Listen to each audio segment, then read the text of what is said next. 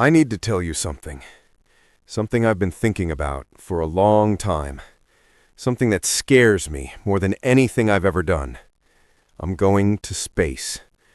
Not on someone else's rocket. On mine. On a rocket my team built. And there's a real chance I don't come back. If you understand why I have to do this, even though it terrifies me, drop a comment and say, "Same."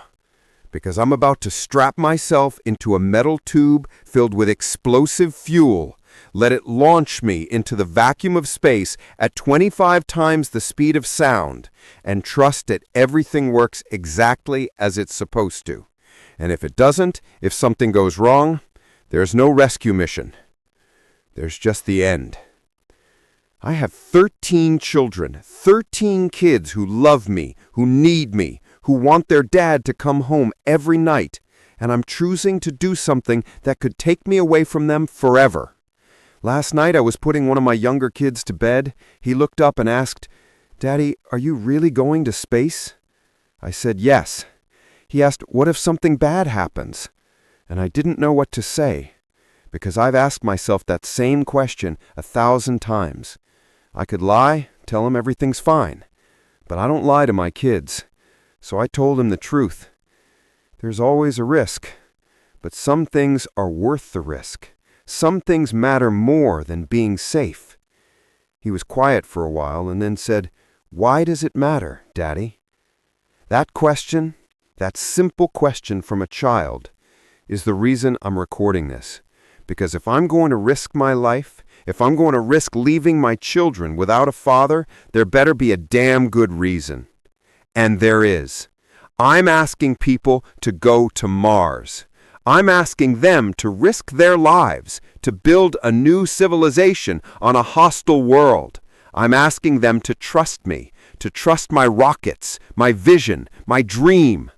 And how could I ask that if I wasn't willing to do it myself? How could I stand here and say, "Trust this rocket with your life," if I won't trust it with mine?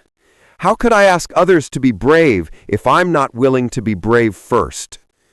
I've always hated the kind of leaders who send people into danger while they stay safe, who demand courage but never show it. If I'm going to build rockets that carry people to space, I have to be willing to ride one. That's not heroism, that's integrity. But God, it's terrifying. I think about everything that could go wrong. The Challenger explosion, the Columbia disaster, every rocket that's blown up on a test pad. I think about it all. I think about missing my kids' birthdays, their graduations, their weddings. I think about the life I'd miss if something fails. It breaks my heart. So why do it? Why risk everything? Because some things are bigger than fear. Some things are bigger than life itself.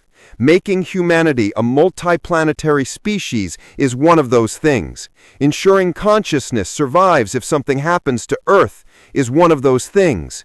Giving our children and grandchildren a chance to explore the stars, that's worth everything. And I can't ask others to sacrifice for that vision if I won't sacrifice for it too. That's what leadership means.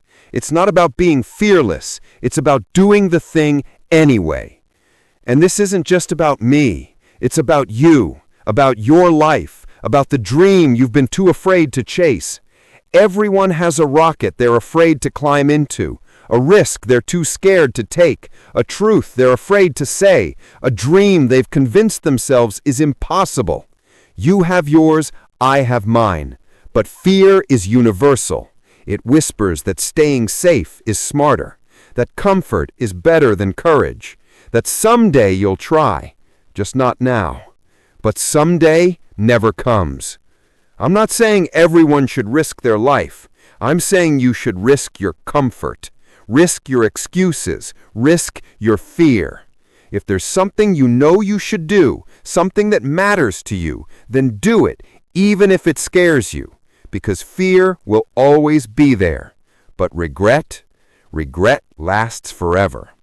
I'd rather die trying to get humanity to Mars than live a safe, comfortable life wondering what if. I'd rather fail spectacularly chasing a purpose than succeed at doing nothing that matters. And if something happens to me up there, if the rocket fails, if I don't come back, I won't regret it. I'll die knowing I tried, knowing I gave everything to something I believed in, knowing I led from the front, knowing I didn't ask anyone to do something I wasn't willing to do myself. Can you say the same? If your life ended today, would you die knowing you tried, or would you die wondering what might have been? I'm recording this partly for my kids in case I don't return. I want them to know their father wasn't fearless. He was scared, deeply scared, but he believed that some things are worth being scared for. I want them to grow up knowing courage isn't the absence of fear. Courage is being terrified and doing it anyway. I want them to remember that I love them more than anything, that leaving them was the hardest part of this choice.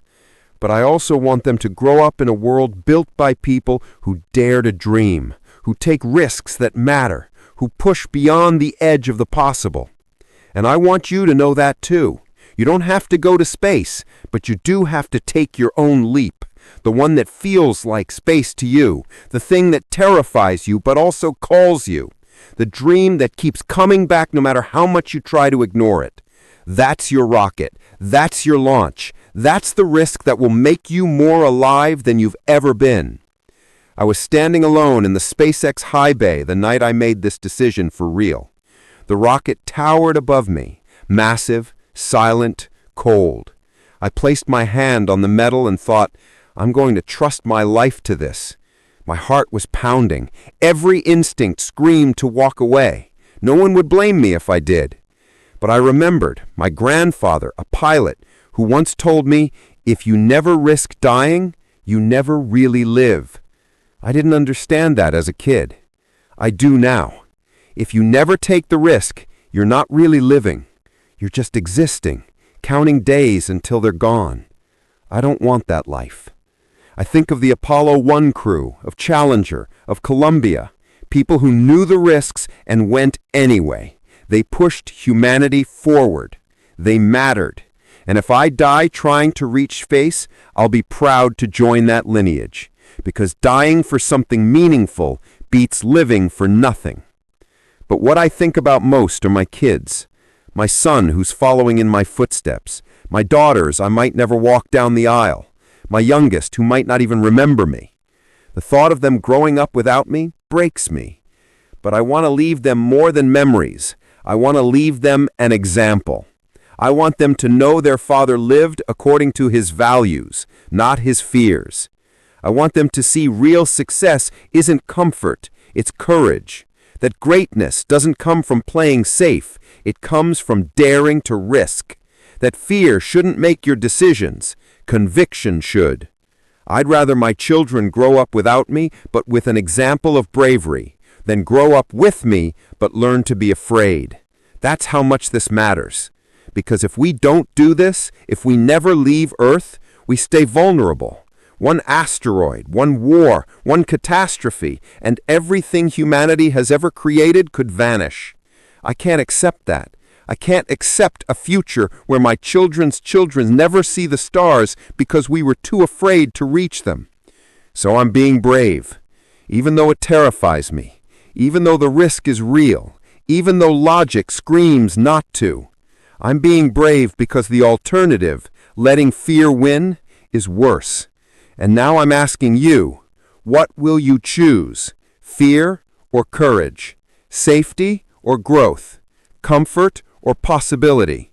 The life you have or the life you could have? I'm choosing courage.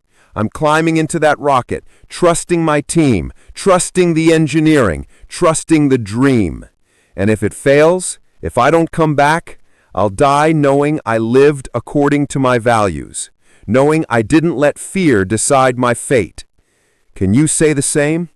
Are you living by your values or by your fears? Are you chasing what matters or just staying safe? Deep down, you already know the answer. That quiet voice that whispers, "What if?" That's your future calling you. Listen to it. Don't wait for perfect conditions.